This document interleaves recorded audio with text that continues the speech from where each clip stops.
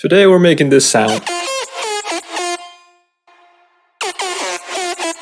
Open Serum. Get a square wave.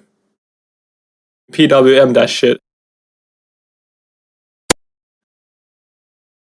Make an LFO like this, yeah. Make it envelope mode. And 1/16. Automate the coarse pitch. Go to the matrix and make the value 36. Now get a filter, get a nice one like a reverb. Automate the cutoff. Make an LFO shape like this. Yeah, this is good. Turn on envelope mode. Automate the volume. Turn on keyboard tracking. Get some hyperdimension. Get some distortion. EQ the highs. Now get a multiband compressor.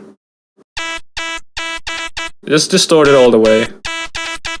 Now for the most important part, automate the pitch. Go to Tools and Last Tweak and create an automation clip. Make the automation carefully. Yeah. 2 hours later.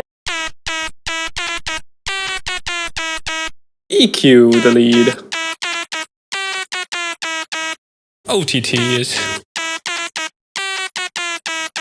And a sausage fattener. And another one. Another one. Now limit that shit. And some reverb. Now you can make something like this.